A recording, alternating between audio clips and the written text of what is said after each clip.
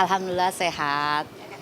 Boleh diceritain mungkin ke Andi dulu nih, mempunyai ibu 3 anak tapi masih banyak yang bilang badannya masih bagus. Perawatannya seperti apa sih Kak? Perawatannya ya diusahakan untuk diet separah-parahnya.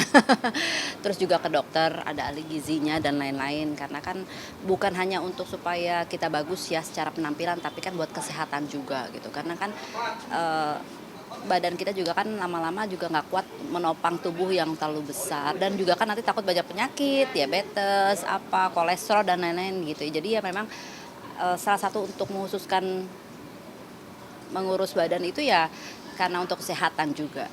Dari banyaknya jenis diet, mungkin diet jenis apa sih yang Kak Andi ikutin? Intermittent ya, paling bagus tuh intermittent sih. Jadi sebetulnya gampang-gampang susah. Kalau dijalanin agak sulit, apalagi kita sudah terbiasa ada makan pagi. Sementara saya harus untuk intermittent saya harus skip makan pagi. Kalau saya udah selesaikan benar-benar makan itu jam 7 malam, berarti saya harus mulai untuk membuka di hari esoknya itu jam 12 siang, dan itu kan nggak mudah karena kadang-kadang kan kita masih suka pagi-pagi, cemilan pagi dan lain-lain gitu. Tapi intermittent sangat cepat kalau mau mendapatkan tubuh yang sehat, terus langsing. Jadi itu yang aku ambil, makan sepuas-puasnya, makan apa aja. Tapi juga jangan kegilaan juga ya. Artinya ada beberapa makanan yang untuk kesehatan juga harus dihindari.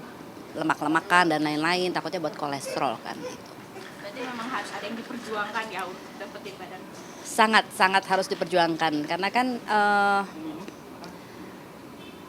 kalau misalnya tubuh yang indah itu kan lebih gampang kita mencari bajunya ya kan. Itulah aku dari dulu selalu berpikir kalau misalnya mau kurus ya jangan beli baju yang besar gitu. Jadi kalau kita udah agak gemukan, jangan langsung tiba-tiba karena kok baju gue udah gak ada yang cukup, gue harus beli baju untuk tambah size gitu kan, lebih besar.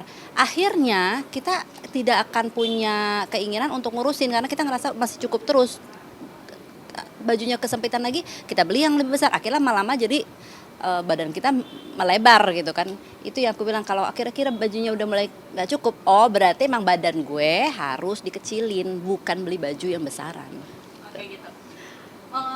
Boleh mungkin diceritain sedikit juga perjuangannya punya 3 anaknya seperti apa? Perjuangannya alhamdulillah yang paling sulit adalah di saat membesarkan mereka. Orang hamil, melahirkan, sesulit-sulitnya orang melahirkan, ya itu bisa kita lewati gitu ya. Tapi kan di saat mereka dari kecil, umur beranjak dewasa dan lain-lain, itu kan yang sulit karena kita harus banyak waktu dan kita juga harus komunikasinya harus yang baik dengan anak ya kan, menjalin komunikasi yang baik gitu. Itu yang nggak mudah. Dan setiap anak memiliki sifat dan karakter yang berbeda. Untuk masuk ke sifat anak yang A, tidak bisa kita ikutin dengan sifat anak yang B gitu. Itu pasti akan berbeda-beda. Jadi ya kita harus, orang tua itulah mengenal pribadi anak. Aku sangat mengenal jiwa anakku yang pertama, aku tahu anakku sifat yang kedua, dan yang kecil seperti apa. Sehingga nanti cara kita bicaranya juga udah berbeda sama yang A, yang B, dan C. Udah pasti berbeda gitu. Mungkin kalau yang anak pertama mungkin kita harus lebih soft kan, anaknya soft. Kalau yang kedua mungkin anaknya lebih tegas, kita harus juga dengan tegas. Yang ketiga anaknya agak lebih manja. Oh tapi nggak bisa terlalu dimanjain. Ada waktunya kita manjain, ada waktunya kita saklek sama dia gitu. Itu yang masuk ke dalam perangai-perangai mereka, ya harus menjadi diri mereka. Tapi mungkin ada kesulitan nggak karena kan ketiga anak ini juga punya sifat yang berbeda. Terus umurnya juga beda-beda nih, jaraknya juga lumayan gitu. Buat aku yang penting adalah mereka tidak boleh merasa kehilangan kasih sayang, kekurangan kasih sayang, haus kasih sayang. Mereka tidak boleh. Sebisa mungkin aku harus mencukupi semua kebutuhan jiwa mereka. Ya, keberadaan aku itu aku tahu dibutuhkan mereka. Jadi jangan sampai mereka merasa aku lebih mementingkan kepentingan yang ini. Aku lebih memperhatikan yang ini. Aku merasa yang satu lagi tidak merasa diperhatikan. Itu aku usahakan tidak terjadi gitu. Jadi ya semua sama. Misalnya gini, kalau aku pergi kemana? Aku beli sesuatu, beli sesuatu buat adiknya, ya. Aku selalu bilang, oke, aku beli. Walaupun kakak kamu sudah besar, aku juga harus beliin. Karena apa? Karena ini adalah bentuk saya tidak bisa membedakan.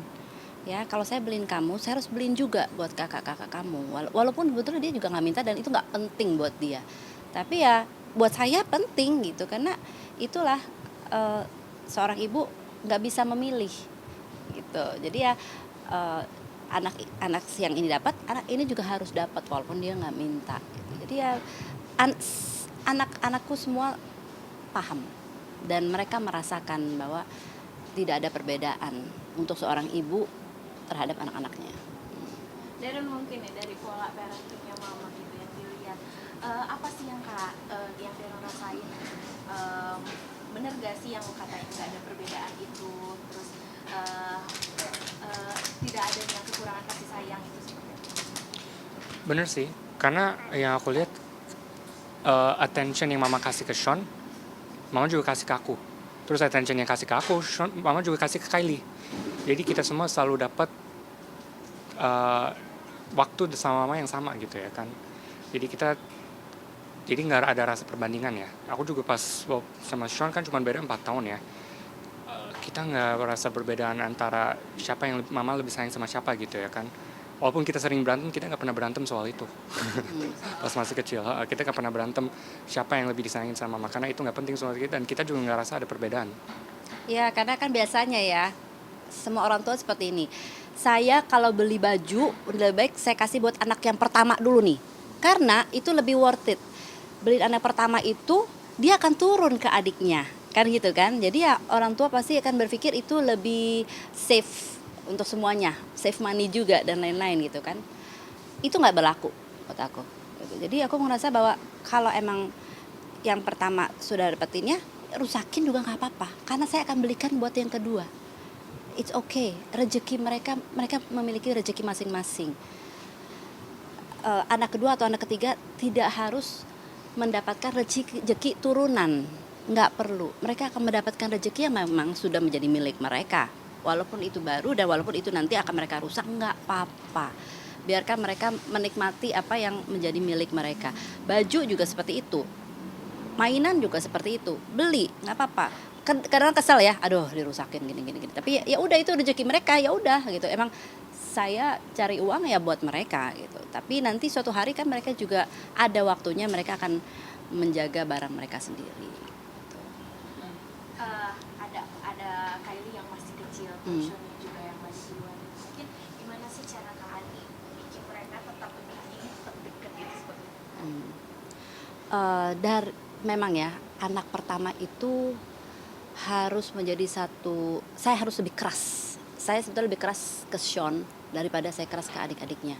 Karena saya tahu suatu hari Sean itu yang akan menjadi pengganti akar saya. Dia nanti yang akan merangkul adik-adiknya. Itu sudah saya tanamkan dari Sean dari sedini mungkin. Saya dari umur 5 tahun, 6 tahun saya selalu ngajakin dia ngobrol. Kamu ingat ya nak. Mungkin Darren lupa, mama pernah cerita juga. Ingat, apapun yang terjadi, dimanapun kehidupan mama, dengan siapapun kehidupan mama, kita itu, waktu itu belum ada Kylie ya, kita itu bertiga, artinya kalau ada sesuatu yang terjadi saat kamu sudah besar, dulukan keluargamu.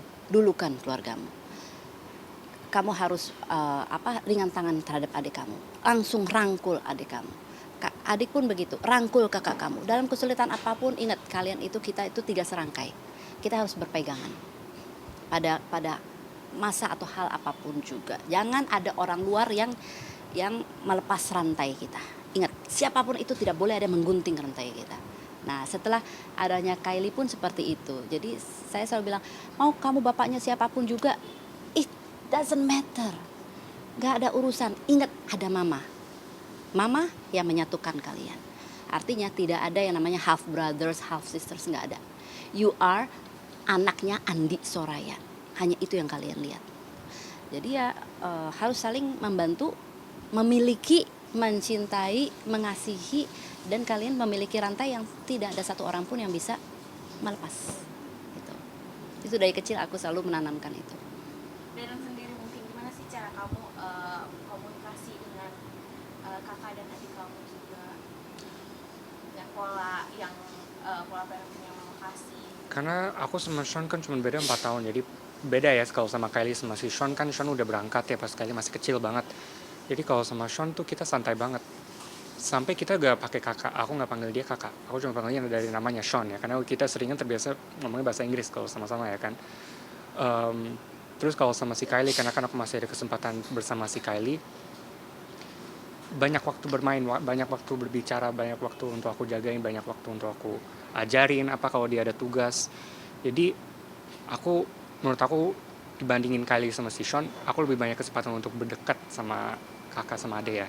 Kalau untuk si Sean mungkin agak susah ya untuk dekat sama si Kylie. Tapi dia emang walaupun dia jauh, dia emang cari waktu untuk selalu teleponin mama untuk berbicara juga sama si Kylie ya kan.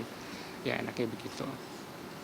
Ketika Adi lihat kedekatan mereka ini kan yang cukup akrab juga, meskipun tadi yang sudah disampaikan mereka dari ayah dan seperti apa Kak? Seneng nggak sih Kak? Kan ini yang emang Kak Adi inginkan. Aku belajar juga dari kehidupan, nggak cuma kehidupan aku tapi kehidupan orang banyak. Di saat mereka nanti berkeluarga, biasanya mereka kakak beradik itu udah seperti orang lain akhirnya. Itu yang aku tidak inginkan. Itu yang aku bilang, ingat ya, mau hati-hati. Suatu hari kalau kalian berkeluarga, kalian merasa bahwa this is my life. No. Ingat, kamu masih punya tanggungan. Kita ini mata rantai, nggak boleh dilepas sama siapapun juga. Jadi kalau ada sesuatu apapun, dahulukan. Ada adik kamu, ada kakak kamu, liatin. Jadilah mata mama, jadilah telinga mama, jadilah hati mama. Jadi kalau suatu hari mama nggak ada, kalian tetap menjadi saudara yang saling kompak, gitu. Kompak satu sama lain, yang nggak ada orang luar yang bisa memfitnah kalian tuh nggak ada. Karena kalian satu sama lain itu saling mencintai tulus. Jadi nggak ada yang bisa mengecoh kalian. Itu yang aku tanamkan ke mereka. Jadi ya sekarang juga ada Kylie. Itu yang aku bilang, Kylie beruntung karena dia terlahir di tengah dua pilar. Aku mengibarkan Sean dan Darren adalah pilar-pilar aku. Jadi ya aku mendapatkan barokah banget dapatannya anak perempuan ya. Dan itu kan nggak mudah untuk memiliki anak perempuan itu. Nanti suatu hari gedenya tuh kita agak ngeri lah untuk itu anak perempuan. Nah tapi aku mempunyai dua pilar ini yang akan membantu aku, menjadi tanganku, menjadi mataku, menjadi telingaku. Dimana kalau ada papa adiknya, dia akan merangkul. Ayo sini, ikut kakak. Itu pun yang aku selalu bilang, mama nggak tahu ya nanti ya Darren atau Sean ya, kalian kan pasti kan beda kota di negara itu, negara Kanada. Kalau suatu hari nanti mama mau bilang SMP atau SMA adik kamu, mama lihat sini kayaknya tidak kondusif, mama lempar ya di salah satu kota dan kalian harus mengurus adik kamu. Tinggal dengan salah satu kakak. Gitu. Kalian harus menjadi mama. Itu sudah mereka tahu itu. Mereka sudah siap gitu. Dan itu aku juga bilang nggak cuma lempar. Kamu biayain adik kamu ya.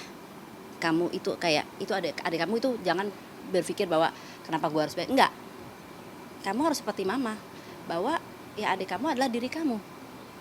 Jadi ya jangan merasa berat atau enggak. Memang itu sudah menjadi tanggung jawab kamu yang inilah kebersamaan kita. Ini adik kamu rangkul, jadilah orang tuanya. Itu yang sudah aku pernah sampaikan mungkin ke Sean atau Darren. Nanti saya bilang siapa nanti yang kira-kira akan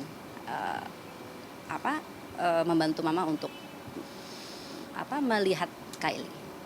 Kak Darren mungkin adanya tanggung jawab itu sama Kylie, gimana Kak? Merasa terbebani atau?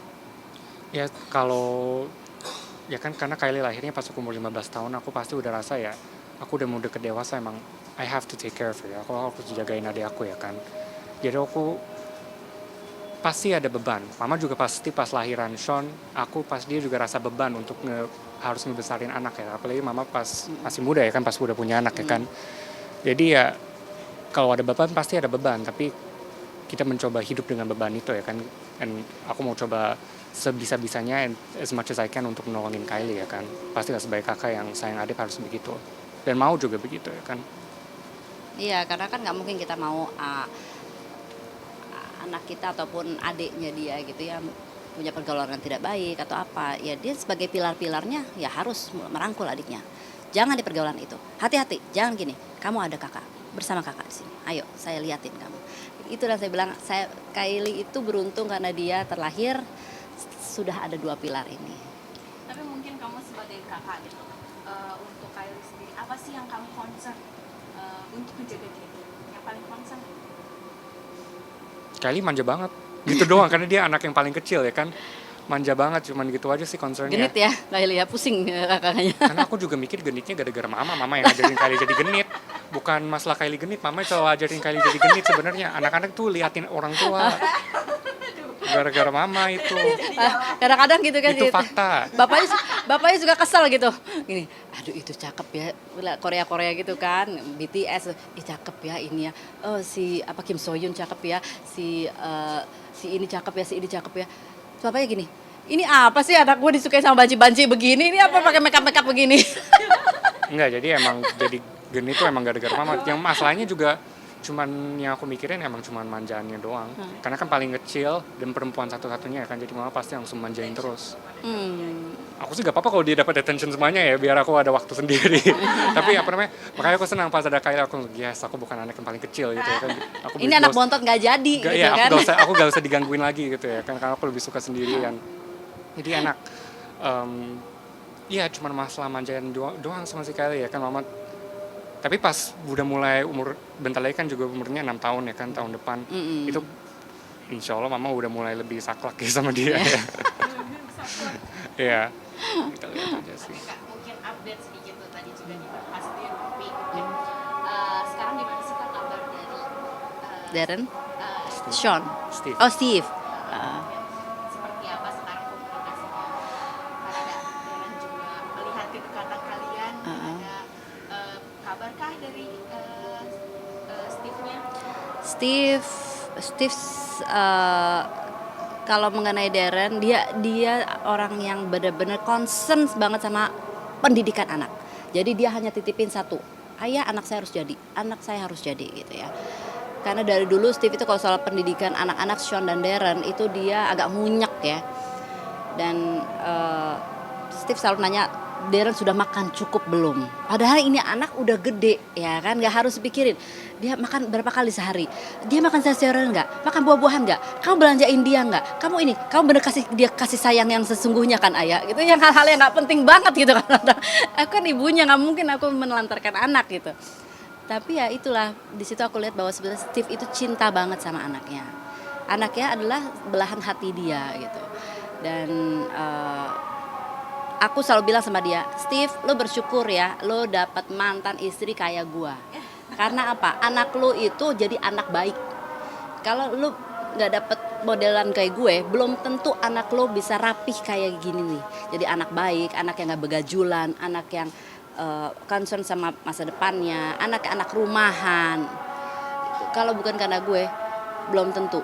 Terus dia gini, iya, itu juga kadang-kadang saya tenang sama kamu, saya tahu bahwa dia ada di tangan yang benar gitu. Jadi dia agak tenang juga situ. Nah, ya kita hanya bisa mendoakan mudah-mudahan Steve bisa menjalankan hukumannya itu dengan lancar, dengan benar, tidak ada masalah apapun. Terus kita hanya tunggu aja kapan dia melewati masa hukuman ini bisa keluar asimilasi dengan baik. Darren sendiri mungkin komunikasi dengan ayah seperti apa? Apalagi kan dengan perhatian yang seperti itu. Aku sebenarnya selalu diupdate sama nenek aku. Karena nenek aku yang selalu kasih tauin kalau Daddy Steve nanyain kabar apa. Jadi kalau mau bicara sama Daddy Steve, aku selalu lewat nenek aku terus. Nenek aku yang selalu nyampaikan ke Ya karena kan Daddy Steve. neneknya yang sebulan sekali jenguk. Dan juga kalau Daddy Steve ada pertanyaan atau permintaan sama aku, dan aku selalu nyampain ke aku dulu ya kan. Jadi ya Panjang nggak? Oh ini ya. enggak sih. Enggak. Karena Biasanya nenek aku apa? udah Tentang tahu apa? Daddy udah Biasanya kenal tentang Daddy apa? Steve. Biasanya tentang apa? Pertanyaan kuliah aja kalau aku nyaman. Kan pendidikan gitu kan. Cuman gitu aja, update ke aku lagi nyapain aja gitu Terus doang. masalah visa, paling gitu ya. Itu doang sih ya. Karena nenek aku udah kenal Daddy Steve seperti apa, jadi dia tahu kalau Daddy Steve pertanyaan terlalu banyak, dia ambil yang penting-penting aja dulu deh. Karena nenek aku juga udah tahu. Karena mungkin Steve suka di memori dia mikir Darren itu anak umur 6 tahun 7 tahun gitu. Kadang-kadang saya suka, Steve anak lo udah tua, apa saya gituin. Udah deh, masa gue harus selalu involve sama urusan dirinya yang udah gede gitu kan, gitu. Nanti dia ketawa lagi. Saya hanya pengen Steve itu hanya pengen menjadi bagian dari hidup Darren. Makanya itu yang saya bilang kan, Steve, kalau kamu nanti keluar, kamu jalani hidup kamu sebaik mungkin. Karena kamu hanya punya masa sedikit aja untuk bersama Darren, ya, untuk mendampingi Darren. Darren nanti lulus dan lain-lain, dia udah punya kehidupan sendiri. Kamu udah nggak bisa terlalu jadiin Darren seperti anak kecil gitu. Jadi ya, kamu jalan hidup kamu dengan baik nantinya. Jadi orang yang bersih, orang yang benar, kamu dampingin Darren, gantiin saya gitu. Itu yang saya bilang. Jadi jangan lakuin hal-hal yang nanti akan merugikan diri kamu dan akhirnya kamu kehilangan masa-masa bersama Darren. Mungkin kalian terakhir Steve-nya kapan? Setahun yang lalu ya, setahun yang lalu itu juga kan masih masih saat 2 tahun COVID. lalu kali ya berarti. Berarti kalau Setahun itu lalu 2 mungkin. tahun lalu. Bukannya ada Sean waktu itu ya? Oh masih ada Sean, iya 2 Itu tahun 2 yang tahun lalu. Jadi kebetulan pas ada Sean lagi datang ke Indonesia, ya udah mau nggak ini apa jenguk Daddy? Ya udah sekalian. Waktu itu belum COVID. Belum COVID lockdown. Belum COVID. Itu udah lama banget. Karena kan pas COVID kan memang kita kan susah banget untuk masuk ke Cipinang kan gitu. Jadi ya sekarang ini enggak. Tapi kan kalau sekarang ini kita cuma tahu beritanya dari grandmanya Darren. Mungkin dari kalian apa sih yang diharapkan untuk Steve setelah keluar dari masa hubungannya? Ya itu, saya bilang mudah-mudahan dia bisa mulai berpikir 2 kali untuk melakukan sesuatu yang akan merugikan dirinya, karena dia punya kesempatan sedikit lagi untuk mendampingi Darren, untuk bersama menjadi bagian dari hidup Darren. Karena nanti kalau udah Darren sudah lulus dan lain-lain, udah punya kehidupan sendiri, dia nggak mungkin mau kunyek orang tua kan, dia akan punya pilihan hidupnya sendiri gitu. Jadi ya sekarang dia masih mengenyam pendidikan, jadilah bapak yang mendampingi anaknya menuju masa depan yang baik gitu. Jadi ya biar anaknya juga merasa bangga dan merasa lengkap punya orang tua yang mendampingi dia. Terakhir, Darren, kangen nggak? Nggak tahu sih, karena aku juga pas dari kecil kan udah terpisah dari Daddy Steve ya, aku selalu tinggalin sama mama, jadi aku juga nggak begitu rasa kayak, aku nggak bisa bilang aku kangen banget sama Daddy Steve, aku nggak bisa kayak gitu, karena aku juga nggak ada rasa gitu. Dari zaman kecil kalau dia Daddy-nya yang selalu, saya minta waktu untuk bertemu anak saya, ya udah ambil aja gitu kan, dia udah datang ambil sana nginep. Masalahnya anaknya selalu bilang gini, Mam, aku dijemput tapi aku dipulangin kan malam kan, enggak kamu nginep, kenapa aku harus nginep? Anaknya nggak mau, jadi lucu gitu waktu kamu kecil tuh sama Daddy-nya tuh lucu, tuh kayaknya kesel kalau pakai baju. Bawa kopernya, aku kenapa harus nginep? Nanti kita yang bye, kita mau party. Kamu berdua sama Daddy. Dia Terus kesal. masih kecil banget ya. Iya, jadi karena nanti tiba-tiba pas pulang kita tunggu ada cerita apa lagi nih. Nanti pulang ngamuk-ngamuk, aku nggak mau sama dia lagi. Jangan suruh aku nginep di rumah dia lagi. Nanti bapaknya langsung curhat lagi. Kamu didik anak kamu seperti apa? Tidak ada hormat sama sekali sama orang tua. Ada apa lagi sih, kalian tuh udah kayak orang pacaran, putus nanti balikan lagi. Lucu gitu, nanti akhirnya anaknya nggak mau ngomong lagi Daddy-nya, saya tidak mau bicara sama dia lagi. Udah masuk ke kamar. Nanti bapaknya juga keras-keras, saya nggak mau biayain dia lagi, saya nggak mau ketemu dia lagi. Ya udah, oke, iya udah Steve, dah bye. Nanti tengah malam Steve nelfon nangis, kamu gimana itu anak saya? Mama Saya jangan ngomong kayak gitu, itu jahat Dia banget. sedih. buat si Nggak, Daddy itu Steve. bener. Jangan langsung bilang itu Daddy Steve, pas denger dia malah jadi marah. Tapi dia Mama tuh jangan terlalu kebocoran juga. Itu juga tapi hidup emang begitu Steve. Daddy kamu. Kesian, Nanti aku juga rasa kesian buat dia kalau dia dibilangin dia nangis. dia telepon dia sedih gitu. Saya tadi terlalu keras ya ayah sama dia gitu. Saya terlalu keras sama dia. Soalnya saya begini ayah. Saya sekarang menyesal, setiap saya marah sama dia, kamu nggak tahu hati saya hancur. Itu saya nang, Steve, lu kenapa kayak orang pacaran, suka kayak orang tuanya lagi kayak orang pacaran yang putus sama pacarnya nanti mau balik lagi gitu. Iya. Tapi emang Daddy Steve kan beda sama umur sama aku kan 18 tahun ya 15 kan. tahun. Jadi kalau berantem sama dia kayak Kakak adek. kakak adik berantemnya. Jadi nggak kayak kan kalau orang tua marah sama anak kan kelihatan tuh bukan berantem ya, orang tua yang marahin. Tapi kalau aku sama Daddy Steve nggak kayak gitu, aku lawan balik. Kayak kakak adek, dan aku jadi ibunya gitu kan. Jadi kenapa jadi jadi aku selalu bilang, anak gue waktu zaman belum ada Kylie, anak gue ada 3. Anak pertama Steve, anak kedua Sean, anak ketiga Darren gitu. Karena emang Steve itu kadang-kadang masih yang kayak anak, kalau udah berantem itu kayak anak-anak gitu. Tapi sekarang ya udah agak lebih dewasa karena dia udah tahu bahwa ngobrol sama Darren tuh sudah bisa bagus gitu, argumentasinya udah sangat dewasa untuk ke Steve, dan Steve udah masuk. Steve itu orang yang logik banget, orang yang logika banget, ngobrol sama dia itu logika banget. Nah, Darren anak yang kalau melakukan sesuatu itu dengan logika, sehingga akhirnya mereka ketemu di situ. Kalau bicara, Steve itu pasti mati kutu karena Darren akan berargumen sesuatu yang sangat masuk akal. Gitu. Tapi mungkin Kak Ani ngeliat nih, ya jadi gak terakhir.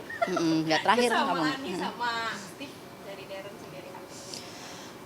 Walaupun Darren denial itu ya, tapi kan ibunya yang melihat. Bukan masalah aku denial, aku cuma diam aja. Mama itu bukan seperti biasa, hayalan mama tuh besar. Aku juga nggak ngerti denial apaan ya, aku udah ngerti.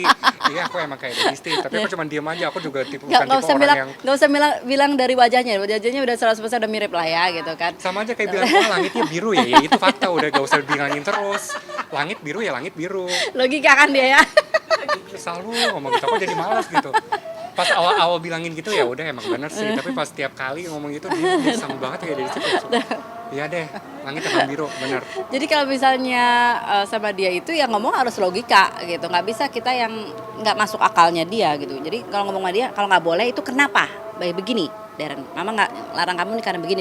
Gitu. Jadi dan dia itu kesamaannya itu ya pertama kalau ngobrol logika sama dia. Kedua, Darren itu nggak perlu dilarang yang kita keras, nggak perlu karena dia sudah tahu ada sebab dan akibat, dia sudah mengerti. Dan yang mirip juga dari Steve itu bawelnya dia itu, cerewetnya dia, dan kebersihannya dia. Kalau udah mandi tuh kayak Steve semua, apa pokoknya sampai daki tuh nggak boleh, dia bisa berjam-jam mandi, kayak yang penting ya pokoknya aku yang penting nggak ada kumannya, dan udah kayak bapaknya sama sekali. Itu kamu sadar itu nggak? Ya kan aku dia ya namanya juga anaknya, bagaimana? Gini nih, masalahnya mama kan selalu bilang, mama tuh fokusin kayak Sean, Daddy Steve yang ngurusin aku. Jadi wajar kalau aku sama kayak Daddy Steve, karena pas masih kecil kan aku selalu diajarinya dari Daddy Steve. Iya, seperti itu ya. Iya. Jadi harus bersih semuanya, dan dia terorganize, anaknya terorganize. Karena aku suka ngelihat, aku kan orangnya berantakan, sebenarnya berantakan gini. Maksudnya aku orang yang cuek. Misalnya aku tahu mau ke supermarket, udah. Ntar aku hafalin aja, aku nggak ada kecap, nggak ada ini, nggak ada mie instan, nggak ada oke aku beli, nggak ada deterjen, aku inget hafalin gitu. Tapi beda, aku tuh sama Steve itu apa saja kita catat sama dia, gitu kan. Jadi oke, hari ini kita akan ke supermarket dulu. Nah kita ke supermarket ini kita belinya begini. Tuh dia ikut kan gitu. Terus itu sama seperti Darren selalu punya catatan. Misalnya kalau apa-apa dia catat. Oke, saya mau ke sini, nanti jadwal saya begini, ini saya begini, itu exactly. Punya notes kecil sama kayak dedinya. Terus juga kalau dia belajar, kalau dia misalnya lagi tidak mau diganggu, dia benar-benar kita mau ketok, kita udah ada tulisan notesnya, jangan ketok, jangan diganggu, saya lagi ujian, saya lagi belajar. Exactly kayak Steve, seperti itu gitu. Jadi ya itu yang hal-hal kecil yang tanpa dia sadar emang benar kayak bapaknya banget. Daddy Steve emang tipe orang yang banyak boundary, banyak peraturan yang dikasih ke diri sendiri ya kan.